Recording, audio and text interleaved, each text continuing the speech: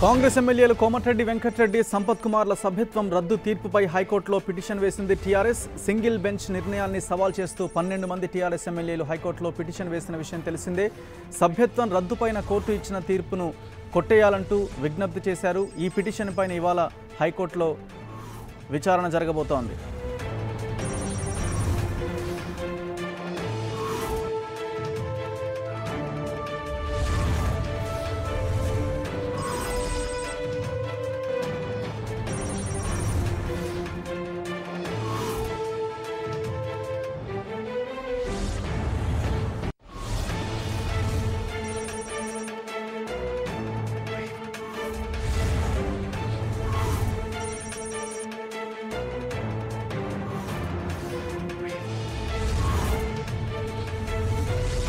ప్రతినిధి సునీల్ మనకు అందుబాటులోకి వచ్చారు తాజా సమాచారంతో. సునీల్, ఎన్ని గంటలకు ఈ పిటిషన్ విచారణకు రానుంది?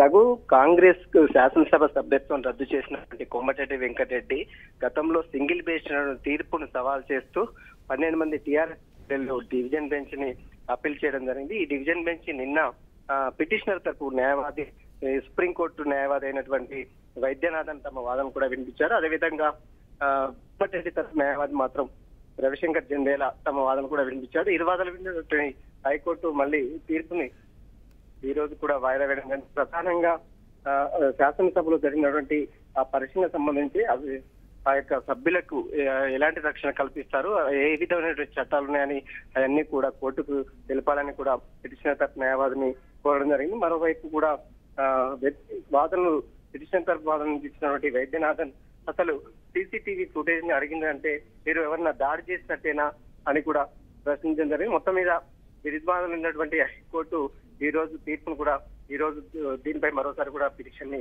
విచారించాలని చెప్పవచ్చు. సో ఎలాంటి వాదనలు వినిపించే అవకాశం కనిపిస్తోంది ఇరు వర్గాలు? ప్రధానంగా ఇటు కోమటిరెడ్డి, సంపత్ కుమార్లకు సంబంధించిన లాయర్ రవిశంకర్ ఏ రకమైన వాదనలు వినిపించే అవకాశం ఉంది?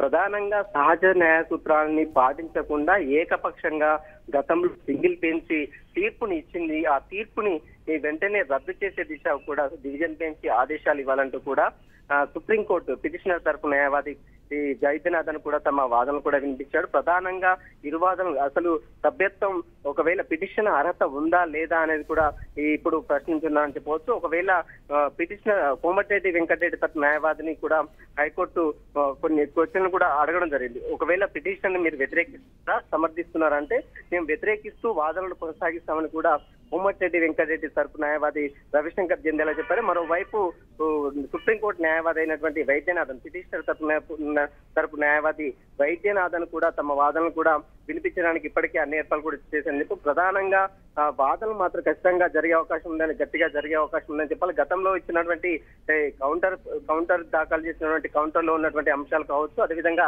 శాసనసభలో జరిగినటువంటి ప్రొసీడింగ్ లో జరిగినటువంటి ఆ యొక్క పరిధిని మొత్తం కూడా స్పీకర్ కోర్టుకు వివరించే పనిలో కూడా. కానీ మొదటిసారి పిటిషన్ వేసిన సమయంలో కోర్టు చాలా క్లియర్ గా అడిగింది సీసీ ఫుటేజ్ ని ఇవ్వండి అని. కొన్ని ఆ సమయంలో అడ్వకేట్ జనరల్ కూడా రెస్పాండ్ అవ్వనటువంటి పరిస్థితి, సీసీ ఫుటేజ్ లేదు. సో అప్పుడున్నటువంటి సమాచారం బేస్ చేసుకొని కోర్టు చాలా స్పష్టమైన తీర్పునిచ్చింది. ఇప్పుడు మళ్ళీ అడిగే అవకాశం లేదా? ఖచ్చితంగా అడుగుతుంది. ఎందుకంటే గతంలో అడ్వకేట్ జనరల్ ప్రకాష్ రెడ్డి కోర్టుకు సీసీటీవీ ఫుటేజ్ సమర్పిస్తానని చెప్పడం, తర్వాత అతను రాజీనామా చేయడం, తర్వాత additional advocate general CCTV footage సమర్పించడంలో మా పరిధిలోకి రాదు, ఇది శాసనసభ వ్యవహార పరిధిలోకి వస్తుంది, దానికి మేము సమర్పించలేమని చెప్పడం, అదేవిధంగా కౌంటర్ దాఖలు చేయడంలో జాప్యం చేయడం, ఇవన్నీ చూసిన తర్వాతనే సింగిల్ బెంచ్ ఒక తుది తీర్పును కూడా కోమటిరెడ్డి వెంకటరెడ్డి సభ్యత్వం రద్దు చేసిన దాన్ని పునరుద్ధరించాలంటూ కూడా గతంలో సింగిల్ బెంచ్ తుది తీర్పు కూడా ఇవ్వడం జరిగింది. అదే తరహాలో కూడా డివిజన్ బెంచ్ మరోసారి కూడా ఈ యొక్క సీసీటీవీ ఫుటేజ్ ను కూడా అడిగే ఆలోచన కూడా ఖచ్చితంగా లేకపోలేదని చెప్పాలి. ఎందుకంటే సీసీటీవీ ఫుటేజ్ ఇస్తే మాత్రం ఖచ్చితంగా అసలు అక్కడ అఫెన్స్ జరిగిందా లేదా అనేది మాత్రం ఆ యొక్క సీసీటీవీలో క్లియర్ గా కనబడుతుంది. ఎందుకంటే గతంలో సీసీటీవీ ఫుటేజ్లు సమర్పించడంలో జాప్యం చేసినటువంటి తెలంగాణ అడ్వకేట్ జనరల్ జాప్యం చేయడం జరిగింది. మరి ఇప్పుడు సుప్రీంకోర్టు అడ్వకేట్ జనరల్ ఒకవేళ సీసీటీవీ ఫుటేజ్ సమర్పిస్తాడా లేదన్న మాత్రం చూడాలి. ఎందుకంటే సీసీటీవీ ఫుటేజ్ సమర్పిస్తున్నారంటే మీరు ఖచ్చితంగా దాడి చేశారా అని మరోవైపు కోమటిరెడ్డి వెంకటరెడ్డి తరపు న్యాయవాదిని కూడా ప్రశ్నించారు నిన్న.